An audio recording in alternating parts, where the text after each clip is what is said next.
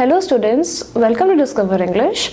The topic that we are going to discuss in today's session is subject-verb agreement.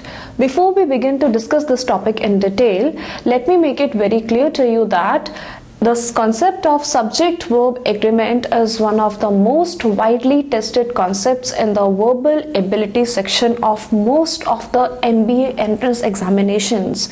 Yes, be it exam like CAT, MAT, IIFT, FMS, NMAT, SNAP, XLRI, or be it an exam as crucial as GMAT, you would definitely have minimum 2 to 3 questions only based on the concept of subject-verb agreement.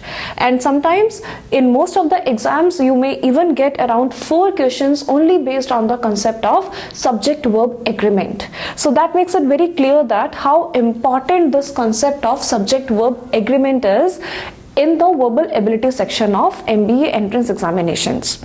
Now, what does it do? Why do we need to study the concept of subject-verb agreement? This concept helps us to identify the errors in the sentences.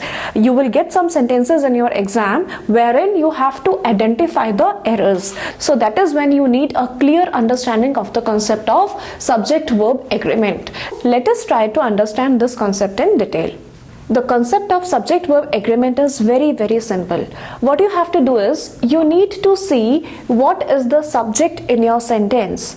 If the subject in your sentence is singular, that is, if your sentence has a singular subject, it will always take a singular verb. A singular subject in your sentence will always take a singular verb. On the other hand, if your sentence has a plural subject, it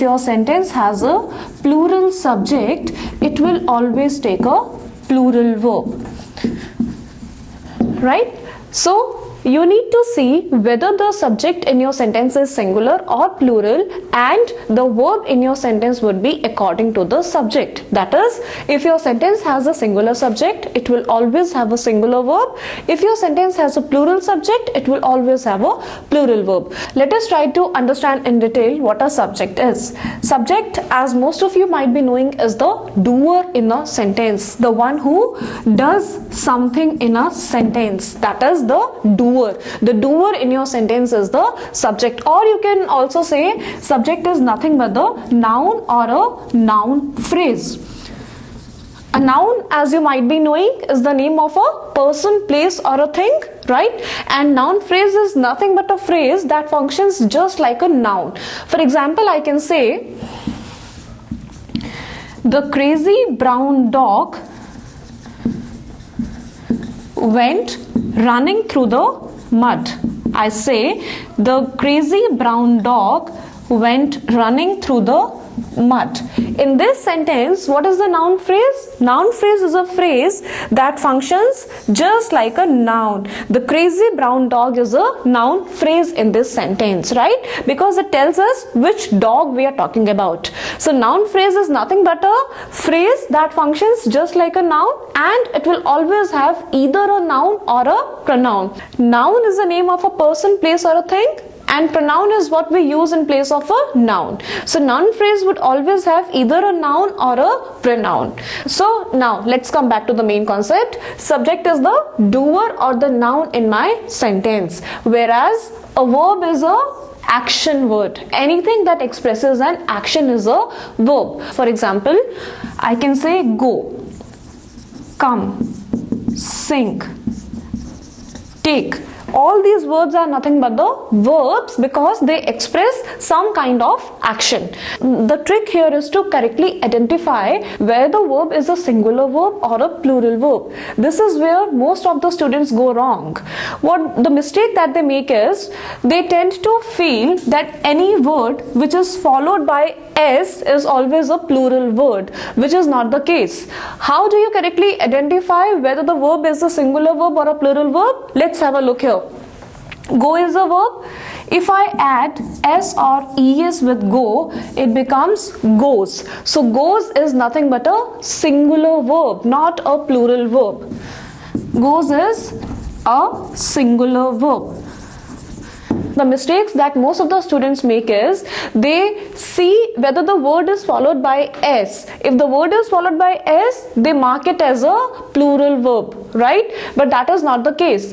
The concept is, if you add s or es with a verb, it becomes a singular verb, not a plural verb, right? Similarly, come. You add s or es with come, it becomes a singular verb, comes. It is again a singular verb. Similarly, you add s or es with sing, it becomes sings, which is a singular verb.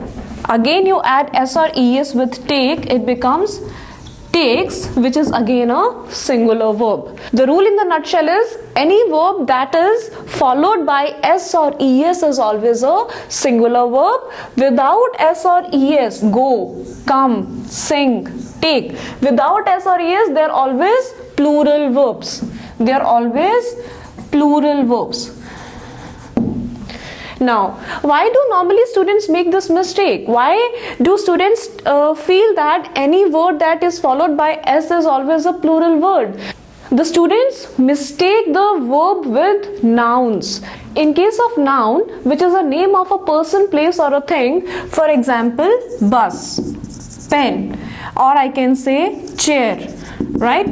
In case of nouns, if you add s or es with them, they become plural, not singular, right? So this is where the students get confused most of the times. They feel that any word, if followed by s, is a plural word, but that is not the case. You have to be very clear in your mind that whether the word is a noun or a verb. If it is a verb, you add s or es with it, it becomes a singular verb. If it is a noun, you add s or es with it, it becomes a plural noun. Bus, you add s or es, buses, they are plural. Pen, you add s or es, pens, they are plural.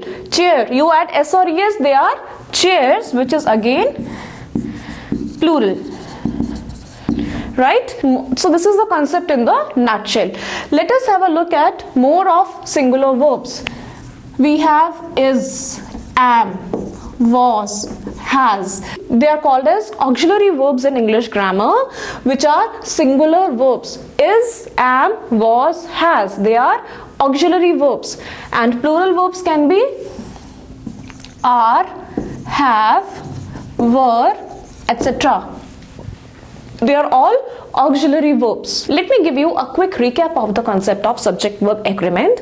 What it says is, if my sentence has a singular subject, it will always take a singular verb. If my sentence has a plural subject, it will always take a plural verb. How do we identify the subject? Subject is nothing but the doer in my sentence, the one who does something. Or we can say the subject is the noun or a noun phrase, right?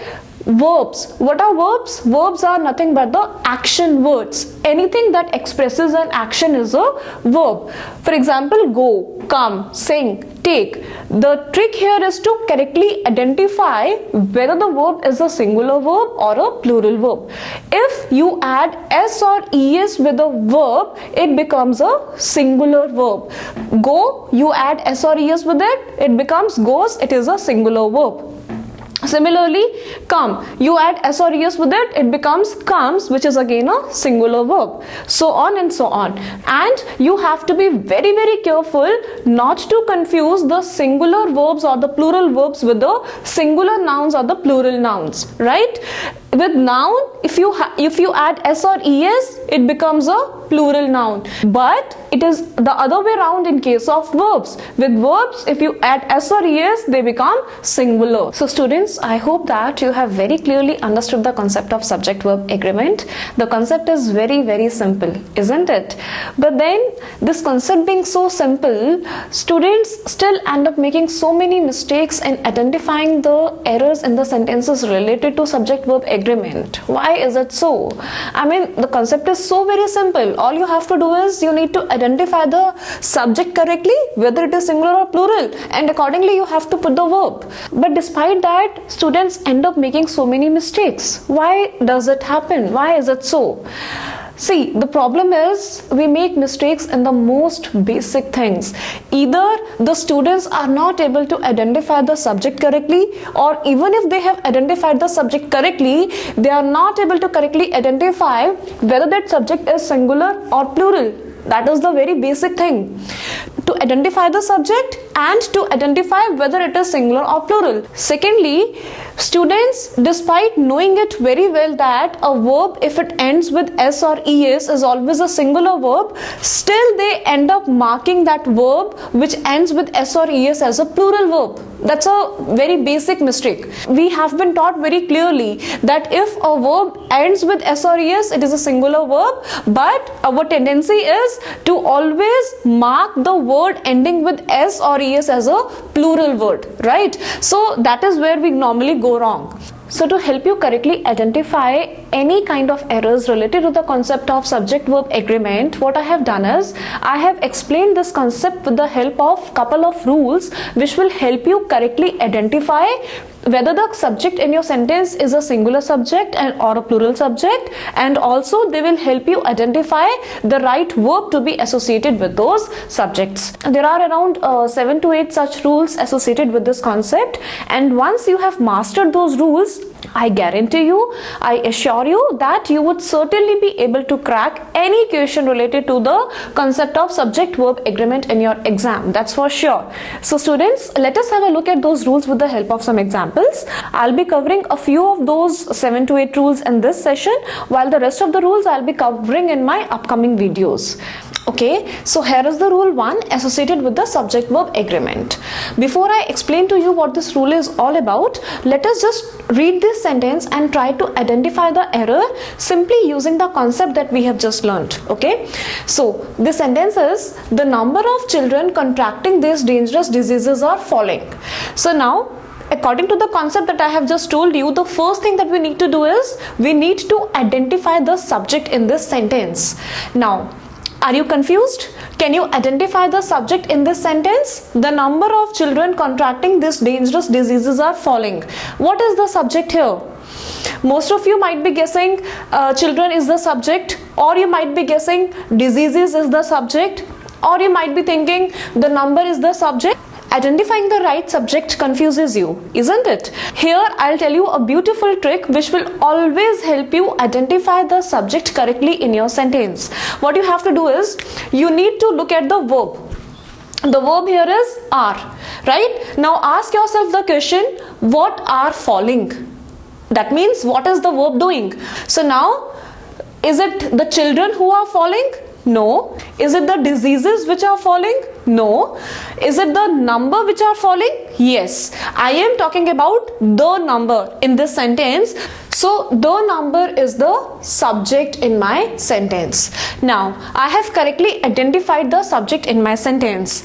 The next step is to see whether the subject is singular or it is plural. So now there are two things. Either I tell you the rule associated with it, which will help you immediately identify whether the subject is singular or plural, or you can also use your common sense. Let us first try to see if the subject is singular or plural simply using our common sense. The number, what does it specify? What does it indicate? The number always indicates a specific quantity or a unit. For example, I say the number is low, or the number is high, or the number is 10. Right? Whenever I talk about the number, it always denotes a particular unit or a particular quantity. So my common sense says the number has to be singular. This is how you do it in your exam when you do not know any rule. The reason I am teaching you how to apply your common sense is because in case you forget the rule in the exam, or you do not know the rule at all,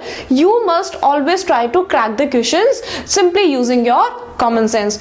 However, if you cannot use your common sense here, just remember the rule, the expression the number of. The expression the number of always takes a singular verb. So the error in this sentence is the number of children contracting this diseases, it must be is in place of are. So this is how we correctly identify the error in the sentence. The next sentence that we have is, I wonder whether the number of philosophy students are about to increase. So now what we have to do is, we need to identify the subject. As we have just learned in the previous sentence, I am sure you can immediately identify the subject here. The subject is the number. The verb is are, because we have just learned that the expression the number of always takes a singular verb. This has to be is in place of are.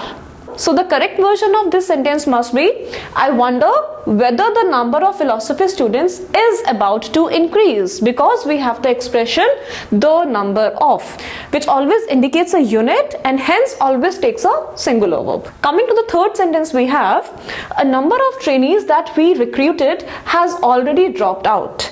Now, what is the subject in this sentence? I have just told you how do you identify the subject in your sentence. You look at the verb. The verb here is has. So what has dropped out? It is certainly a number of trainees that have dropped out. Now students, be very careful here. The expression that we have here is a number of, right? Whereas the expressions that we had in the previous sentences were the number of. There is a subtle but big difference between the correct usage of both the words. When I say the number, as I've just told you, it indicates a unit, it indicates a quantity, right? But when I say a number, it always denotes a chunk of things or a chunk of people. For example, I say a number of cars, a number of buses, a number of people. So as per my common sense, a number has to take a plural verb, not a singular verb. The plural verb is have, the singular verb is has, right? So because a number of always denotes chunk of people or chunk of things, it must always take a plural verb. If you can apply your common sense like this, it is great. If you cannot, just remember the rule, a number of, the expression a number of always takes a plural verb. Please note it down very carefully in your notebooks. The expression the number of always takes a singular verb. The expression a number of something always takes a plural verb. So this is the rule 1 associated with subject verb agreement. I'm sure you're very clear with it. So the correct version of this sentence is, a number of trainees that we recruited have already dropped out. Be very careful. Has, you must know, is always a singular verb. Have is always a plural verb. Let's come to the next sentence. The number of blogs commenting on international affairs have continued to rise but at a lower rate. Now, my first step is to identify the subject in my sentence. So now to identify the subject, I'm sure most of you can guess immediately. The subject is the number. Even if you cannot guess it, you always have my trick which you can apply. Have is the verb here. So just ask yourself the question, what have continued to rise? It is the number of blogs. So certainly the number of is the subject here. And now we very well know that the subject the number of always takes a singular verb. So the number of blogs commenting on international affairs has continued to rise but at a lower rate. This is how we correct this sentence. Interesting yet simple, isn't it? Now the next sentence we have here is, the number of books in economics that we need to buy for this course are 3. Now I'm sure all of you have answers ready with you. The subject is the number and the verb is are. So it must take a singular verb because I am talking about the number of something which is a specific quantity. So the correct version of this sentence is, the number of books in economics that we need to buy for this course is 3, not are 3. I'm sure you must have thoroughly mastered rule 1 here. You must realize one thing, students. Any rule that we learn which is based on the concept of subject verb agreement, it always this plays on one concept, that is, you need to identify the subject correctly and you need to see if it is singular or plural. If you can use your common sense to identify that, great. If not, I'll keep on telling you rules and tricks which will help you immediately crack any question related to this concept in your exam. So students, I think we have given a good start to try to thoroughly learn the concept of subject-verb agreement. In this session, we have learned the concept in detail and also we have discussed a few examples using rule 1.